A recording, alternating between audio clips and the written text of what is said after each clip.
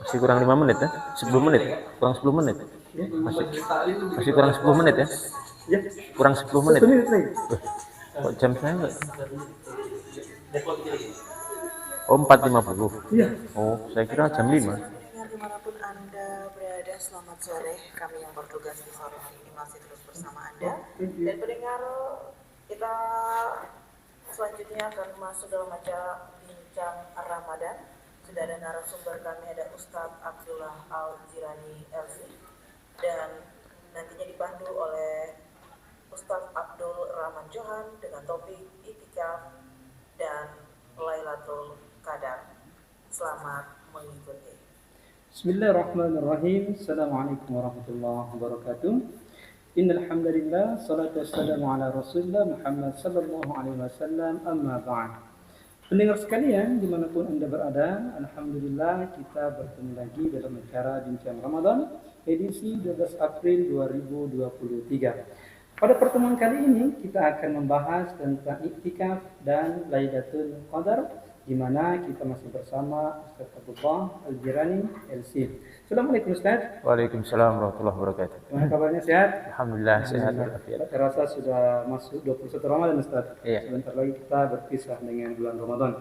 Baik Ustaz, di 10 hari terakhir bulan Ramadan ini, topik yang selalu kita bahas setiap tahunnya tentang iktikaf dan Lailatul Qadar. Sebelum itu kita masuk dulu, apa sih pengertian iktikaf itu? Iya. Bismillahirrahmanirrahim. Alhamdulillahirabbil alamin wassalatu wassalamu ala asyrafil anbiya'i wal mursalin sayyidina Muhammadin wa ala alihi washabbihi ajmain. Tsumma ma ba'd. Jadi iktikaf itu adalah pengertian secara bahasa berdiam.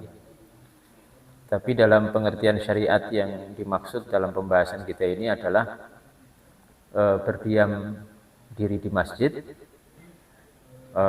dengan niat iktikaf, dengan melakukan berbagai macam ibadah serta menjauhi hal-hal yang membatalkan iktikaf.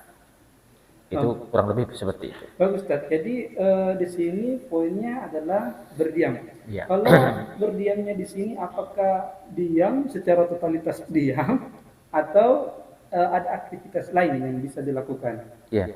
Diam yang dimaksud di sini artinya tinggal. Jadi tinggal di masjid dalam arti tidak keluar masjid, begitu.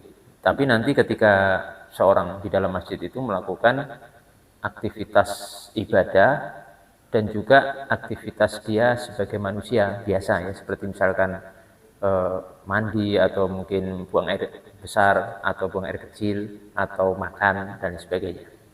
Kalau misal Ustaz di dalam masjid dia berdiam, namun diamnya sambil main HP, tetap akses dunia luar lewat media sosial, apakah itu bisa dimaksud dengan iktikaf juga?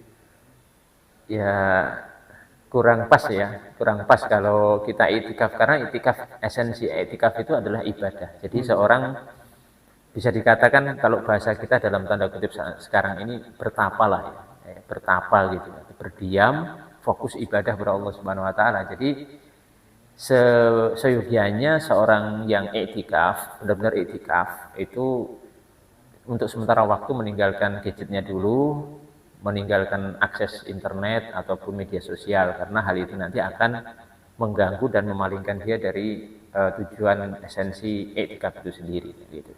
Begini Ustaz, bahkan ada fenomena terkadang orang bersama sahabatnya iktikaf di masjid, 2 orang, 3 orang, 4 orang, begitu sampai di masjid mereka cuma ngerumpi saja. Ini termasuk sesuatu yang apa ya, artinya menyelisih dari tujuan iktikaf itu sendiri. Jadi memang sebenarnya iktikaf yang tepat itu menjauhi itu semuanya. Jadi entah dengan temannya di masjid itu ngobrol atau ngerumpi, bahkan jangan sampai malah gibah juga. Iktikaf tapi isinya gibah sama temannya di situ, bicarakan orang lain, ini lebih parah lagi. Jadi itu semua harusnya ditinggalkan. Baik, ya. Kita masuk pertanyaan selanjutnya, yaitu kadar minimal dikatakan iktikaf itu berapa hari atau berapa waktu Ustaz? Ya. Untuk kadar ada maksimal, ada minimal ya. Jadi kalau untuk kadar maksimal berapa hari atau berapa waktu di masjid iktikaf itu tidak ada batasan. Mau selama apapun, mau 10 hari, mau sebulan, atau lebih daripada itu tidak ada masalah. Kalau kadar minimalnya adalah sejenak. Jadi ketika seorang misalkan masuk masjid, kemudian sebelum masuk masjid dia niat iktikaf, kemudian nanti misalkan dia sholat maghrib umpamanya ya, kemudian nanti setelah sholat maghrib zikir, terus doa, berhenti sejenak, barang berapa menit terus keluar, pulang, tidak masalah, itu sudah ternilai iktikaf. Walaupun dari sisi kadar pahala yang didapatkan tentunya sesuai dengan masa atau kadar waktu yang dia lakukan di situ. Semakin pendek tentu semakin kecil, tapi semakin lama juga semakin besar. Tapi kadar minimalnya itu sejenak, itu sudah terhitung sebagai iktikaf. Baik Ustaz, di sini saya catat lagi poin pentingnya itu sejenak. Kalau misal ada orang datang cuma berwudhu di masjid, lalu sholat sunnah wudhu 2 rakaat lalu dia pergi, tapi dia niat iktikaf, itu juga termasuk? Termasuk karena sejenak itu lebih pendek daripada sekedar sholat 2 rakaat. Jadi ibaratnya sejenak itu begini, kita wudhu ya dari luar, niat masuk masjid, niatnya iktikaf, kita duduk sejenak langsung keluar, itu sudah iktikaf. Kalau yang penting diniatkan ya, ada niat memang ibadah iktikaf. Kalau dia cuma numpang lewat Ustaz? Kalau numpang lewat enggak, karena ini kadar minimalnya itu harus berhenti sejenak. Misal berdiam. Dia seorang petugas pengatur celengan masjid, dia datang masuk untuk ambil celengan masjid, dalam masjid subhanallah dia berpikir satu kata lalu keluar. Kalau itu namanya nih ya, itu bukan berdiam, karena kan makna iktikaf itu luhtu itu berdiam harus ya berdiam sejenak gitu. Jadi kalau itu dalam bahasa Arabnya itu murur itu berlalu aja.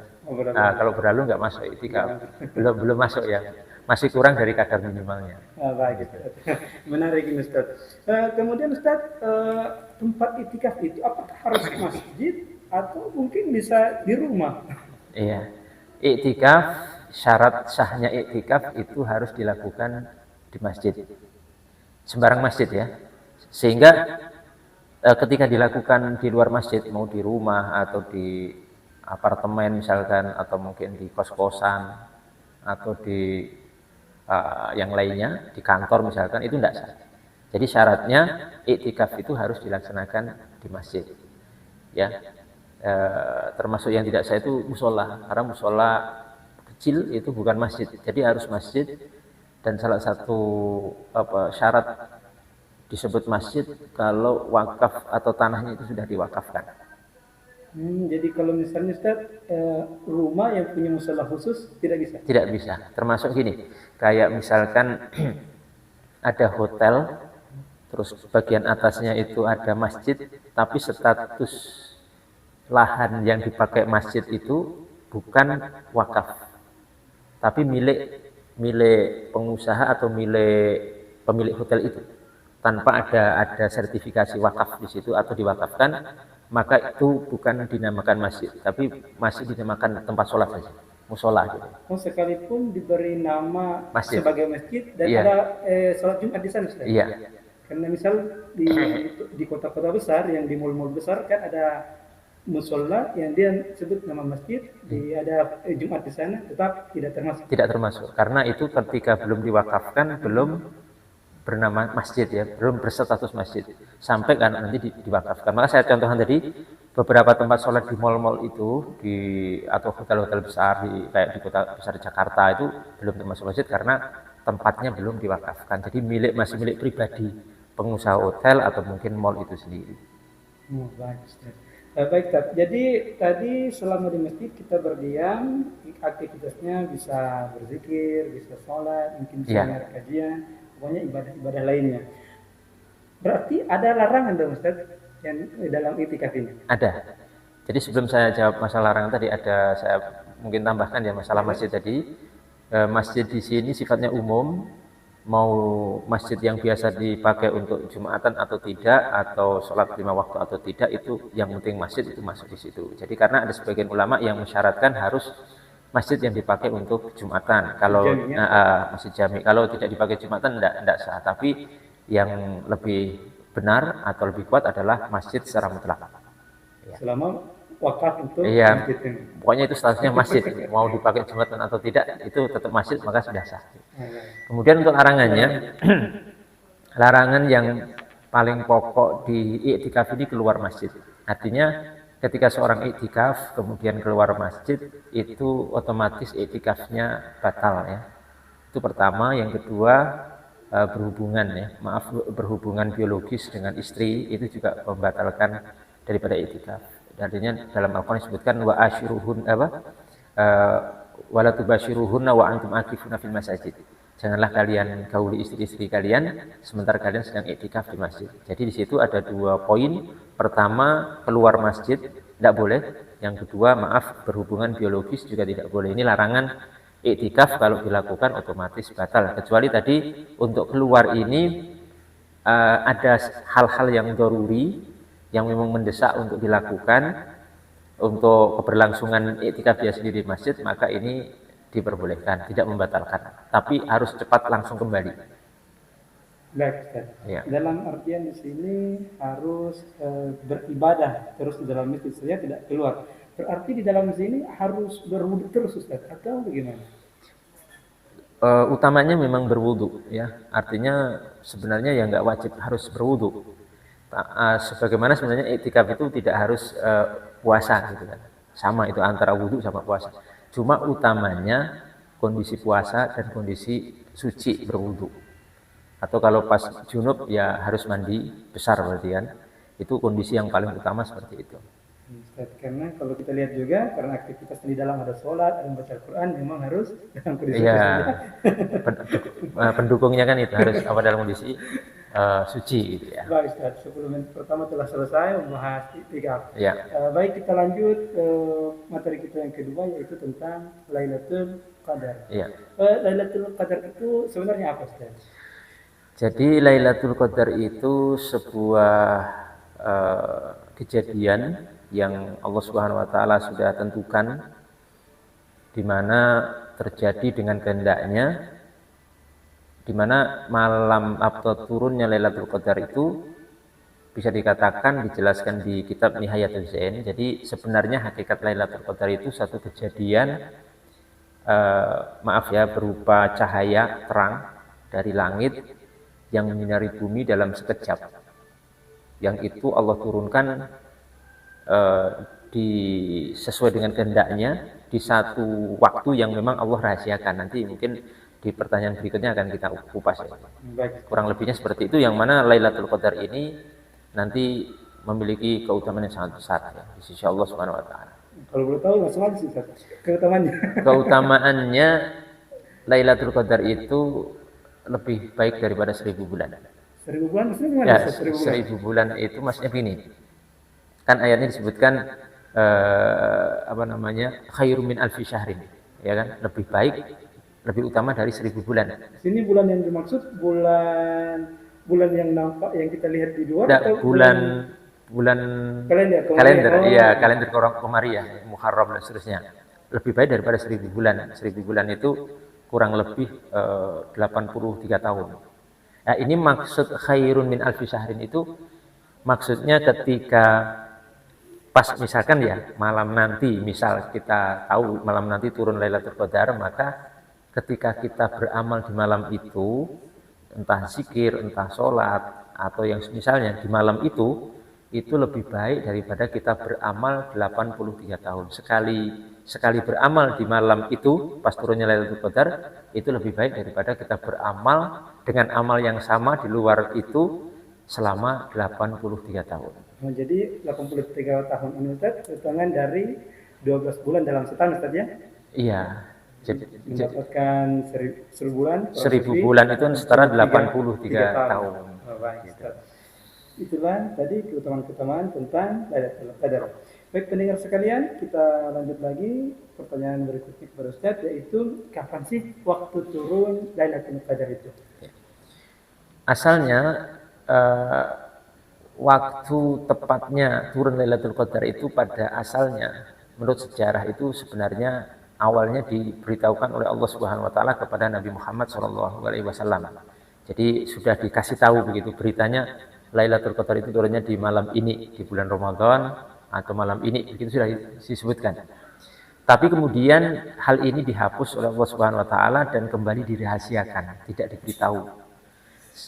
Hikmahnya agar supaya kaum muslimin atau umat Islam ini bersemangat untuk mencari sejak awal Ramadan bahkan sampai akhir Ramadan. Karena memang sebenarnya dari awal Ramadan itu berpotensi turunnya Lailatul Qadar. Tetap ada potensi. Makanya ketika dirahasiakan kan berarti kita kaum muslimin umat Islam itu akan bersemangat beribadah dari awal Ramadan sampai akhir. Karena salah satu metode mencari Lailatul Qadar kan memperbanyak ibadah. Jadi kita nanti dari awal Ramadan sampai akhir Ramadan itu semakin terus bersemangat untuk mencarinya. Cuma kemudian para ulama beristihad atau menganalisa bahwa Lailatul Qadar itu walaupun berpotensi dari awal Ramadan sampai akhir Ramadan, tapi yang paling kuat potensinya dan paling besar itu di 10 hari yang terakhir.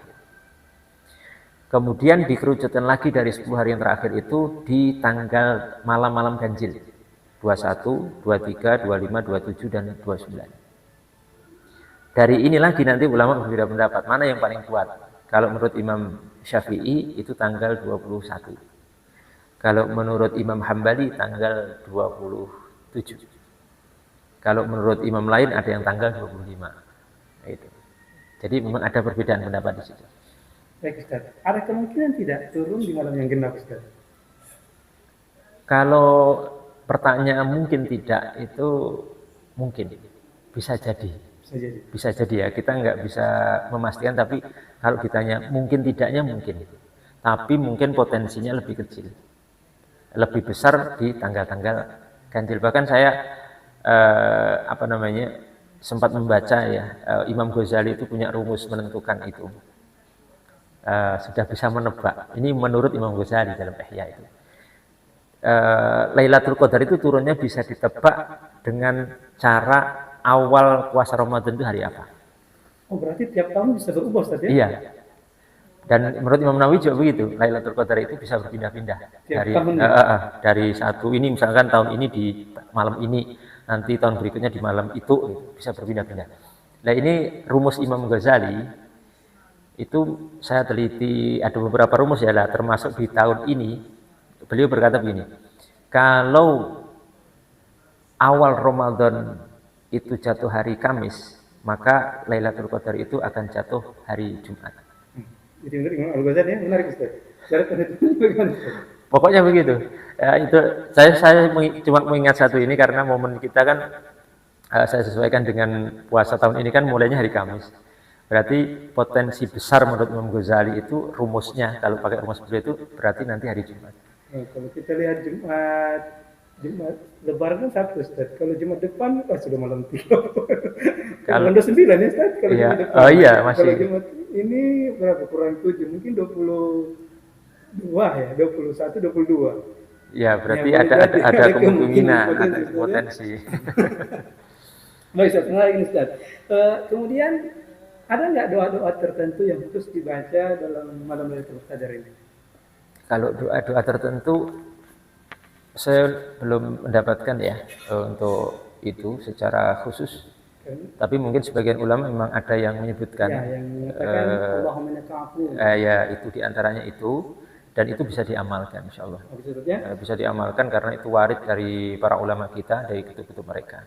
Baik Ustaz. Jadi kalau saya cek tadi yang doa Allahumma innaka afuwwun ini kan dianjurkan dibacakan di malam Lailatul Qadar. Ya. Dan Lailatul Qadar boleh jadi jatuh di malam pertama. Berarti tidak salah dong Ustaz yang membaca setiap malam Allahumma innaka afuwwun di masjid? Tidak salah. Makanya sudah saya iya, lebih sesuai karena memang tetap berpotensi ya. Potensi untuk turunnya Lailatul Qadar sejak hari pertama bulan Ramadan itu tetap ada. Jadi memang nggak ada kepastian ya. Maksudnya yang menyatakan khusus di 10 hari terakhir itu kan juga baru analisa ya. Analisa atau praduga kuat para ulama istihad, tapi nggak ada wahyu secara khusus yang pasti gitu nggak ada. Makanya yang membaca doa tadi, Allahumma innaka afuwwun tuhibbul afwa fa'fu anni itu tidak salah sejak awal Ramadan, itu tidak salah karena memang bisa menjadi asbab kita mendapatkan Lailatul Qadar karena potensi di situ tetap ada gitu. Berarti ini merupakan salah satu ijtihad ulama-ulama kita mungkin Iya. saja yang membaca di sela-sela di Benar. akhir Benar, salat dengan benar. doa itu. Iya, benar sekali. Membaca semangat untuk membaca doa itu, Ustaz. Baik, Ustaz. Kemudian ada sih cara mendapatkan malam Lailatul Qadar itu, Ustaz? Ya, cara mendapatkan Lailatul Qadar itu nanti pertanyaan berikutnya ya. Jadi ada perbedaan antara cara mendapatkan Lailatul Qadar dengan cara mendapatkan keutamaan malam Lailatul Qadar. Itu dua hal yang berbeda. Jadi kita bahas dulu cara mendapatkan Lailatul Qadar. Oh, Lailatul Qadar. Iya. Nah, cara mendapatkan Lailatul Qadar itu lebih sulit dari mendapatkan keutamaan Lailatul Qadar. Oh, iya. Itu dua hal berbeda ya. Kita bahas yang sulit dulu. Cara mendapatkan Lailatul Qadar. Itu baru cara ya. Baru cara. Artinya belum tentu kalau kita nanti melakukan cara itu pasti dapat. Belum tentu. Kita ikhtiar saja. Untuk mendapatkan Lailatul Qadar itu ada 3 cara. Yang paling tinggi ini yang paling jitu itu dengan cara mengisi malam tersebut dengan ibadah sholat sepanjang malam sampai pagi. Aktivitas ibadah terus, Ustaz? Iya, pokoknya sholat dari ba'da isya sampai fajar, sampai menjelang sahur. Terus sholat. Ini tertinggi, metode cara tertinggi dan ini cara yang paling sulit tapi potensi untuk mendapatkan paling besar. Kemudian cara yang kedua itu dengan cara berzikir, mengisi malam itu separuh malam lebih sedikit berzikir, diisi dengan zikir. Tidak sampai pagi, tapi tengah malam lewat. Sejak dari ba'da isya sampai tengah malam lewat diisi dengan zikir kepada Allah Subhanahu wa taala. Ya subhanallah, alhamdulillah, Allahu akbar dan zikir-zikir yang lain. Separuh malam lewat. Nah, ini yang cara yang kedua. Kemudian cara yang ketiga itu ini cara yang paling ringan dan cara yang paling rendah. Konsekuensinya potensi mendapatkan juga paling kecil. Itu dengan cara sholat isya berjamaah dan sholat subuh berjamaah. Itu cara yang paling rendah dan paling kecil. Dan ini mungkin kelas kita. Tapi potensi mendapatkan itu juga paling kecil, sangat paling kecil. Jadi memang untuk mendapatkan Lailatul Qadar yang memang benar-benar itu ya cara kedua atau yang pertama tadi, paling tidak. Tapi kalau cara ketiga ini ya bisa sih, tapi kecil kemungkinan. Cuma berapa persen gitu aja nanti untuk mendapatkan dengan cara yang ketiga ini. Jadi untuk cara mendapatkan Lailatul Qadar. Makanya para ulama itu menjelaskan bahwa yang mendapatkan Lailatul Qadar itu orang-orang pilihan Allah Subhanahu wa taala. Itu sangat sulit sekali seorang bisa kemudian bisa melihat benar-benar turunnya waktu itu dan cuma sekejap ya, beberapa detik saja. Itu biasanya para hamba pilihan Allah Subhanahu wa taala dan itu sangat sulit terjadi. Itu pun para ulama zaman dulu yang mendapatkan itu hampir semuanya itu merahasiakan. Karena memang anjurannya kalau melihat turunnya Lailatul Qadar itu dianjurkan oleh para ulama untuk merahasiakan, jangan pernah diceritakan kepada siapapun termasuk pada istri. Karena nanti bisa menjadi fitnah atau kesombongan dan sebagainya. Ini cara mendapatkan apa? Lailatul Qadar. Terus keutamaan cara mendapatkan. Sekarang cara mendapatkan keutamaan. Ini bagi yang sulit dapat ya. Kalau cara mendapatkan keutamaan Lailatul Qadar itu lebih ringan. Cukup kita di malam itu beramal soleh, maka akan dapat keutamaannya. Artinya pas misalkan ngepasi ya, kebetulan kita waktu itu turun Lailatul Qadar, pas kita sedang ibadah sholat, sholat isya atau sholat raweh misalkan, atau sedang zikir, maka kita akan mendapatkan keutamaan bahwa amaliyah kita itu lebih baik daripada 1000 bulan, begitu. Jadi seolah kita beramal di malam itu walaupun cuma sekali sholat umpamanya, itu kita seperti nilainya seperti kita sholat selama 83 tahun. Banyak Ustaz ya. Iya. Walaupun umur kita tidak sampai ke sana. Tidak sampai ke sana. Jadi untuk mendapatkan yang ini lebih mudah sekali. Makanya kalau apalagi malam-malam hari akhir ini sebisa mungkin kita mengisi itu. Cuma sayangnya juga ya, nanti Masalahnya ketika Lailatul Qadar itu turun dan kita waktu itu tidak beramal sama sekali, ya ini yang jadi masalah. Tapi insya Allah kalau turunnya Lailatul Qadar umpamanya di malam itu misalkan jam 2 malam, itu kan membuat satu malam itu diberkahi oleh Allah Subhanahu wa taala. Jadi ketika masuk malam itu kita punya amal soleh apapun, sholat maghrib, sholat isya atau tarawih, sekedar ini saja kita sudah mendapatkan keutamaan seperti beramal selama 83 tahun. Gitu. Banyak ya, mudah-mudahan kita mendapatkan tahun ini Ustaz. Insya Allah, amin ya rabbal alamin. Mendapatkan itu berarti kita harus melihat tanda-tandanya Ustaz. Berarti ada tanda-tandanya kan? Iya. Jadi ketika Lailatul Qadar itu turun, itu ada tanda-tandanya. Pertama, kondisi kondisi cuaca cerah. Cerah itu tidak mendung, tidak hujan. Jadi nggak mungkin Lailatul Qadar turun pas hujan, itu nggak mungkin. Kondisi cerah dan tidak ada awan, nggak hujan. Itu yang paling kuat. Terus yang kedua itu adalah cuacanya tidak panas dan tidak dingin. Cuacanya itu mu'tadil itu standar, ya nggak panas tapi juga nggak dingin. Itu dua tanda yang paling kuat. Kalau tanda dari sisi cuaca atau kondisi malam itu. Nah, ini berarti indikasi akan turun Lailatul Qadar. Tapi kalau sudah kondisi mendung atau hujan atau kondisi panas sekali atau dingin sekali, itu hampir bisa dipastikan tidak turun Lailatul Qadar di malam itu. Tapi saya pernah mendengar Ustaz tentang hadis tentang sahabat yang sholat pada waktu itu sampai keningnya basah karena atap bocor, itu gimana Ustaz? Maksudnya dari korelasinya dengan Lailatul Qadar? Waktunya itu, berarti kemungkinan kalau hujan turun, kemungkinan tidak turun? Kemungkinan tidak. Kalau sampai seperti itu, misalkan sahabat sholat kemudian keningnya basah oleh dari atap yang bocor dari air hujan, itu kemungkinan tidak turun Lailatul Qadar di malam itu. Karena indikasinya itu tadi, cuaca cerah, tidak mendung, tidak hujan, terus suasana tidak panas dan tidak dingin sekali. Baik Ustaz, kita bahas sedikit tentang ayat Al-Qadar ini Ustaz. Kan Allah berfirman, Inna anzalnahu fi lailatul qadar. Sesungguhnya apa sih yang Allah turunkan pada waktu itu Ustaz? Dalam ayat itu disebutkan oleh Allah Subhanahu wa taala, a'udzubillahi minasyaitonirrajim, inna anzalnahu fi lailatul qadar. Sesungguhnya kami menurunkannya di malam Lailatul Qadar. Kata ganti hu di situ yang dimaksudkan adalah Al-Qur'anul Karim. Jadi Al-Qur'anul Karim itu diturunkan di malam Lailatul Qadar.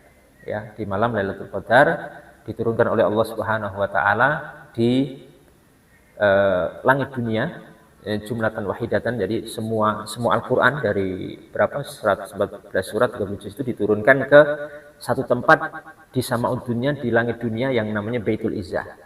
Kemudian setelah itu baru diturunkan berangsur-angsur secara bertahap oleh malaikat Jibril kepada Nabi Muhammad SAW sesuai dengan waqa'i itu kejadian-kejadian yang memang berkesesuaian dengan firman itu ya, dengan wahyu itu. Nah, itu diturunkan di malam Lailatul Qadar di bulan Ramadan. Terus bagaimana? Mungkin kan ada yang bertanya, kok peringatan nuzul Quran kok tanggal 17 Ramadan gitu kan? Ya, itu dilihat dari sisi ayat pertama yang diturunkan kepada Nabi Muhammad. Ya, ayat pertama yang diturunkan kepada Nabi Muhammad SAW itu surah Al-A'la itu kan, Iqra bismi rabbikal ladzi khalaq itu kan. Itu ayat pertama. Dan itu turun di tanggal 17 Ramadan. Jadi turunnya Quran 2 kali Ustaz ya? Iya, 2 kali. Jadi nggak langsung, maksudnya dari Allah ke malaikat Jibril langsung semua ke Nabi Muhammad, enggak.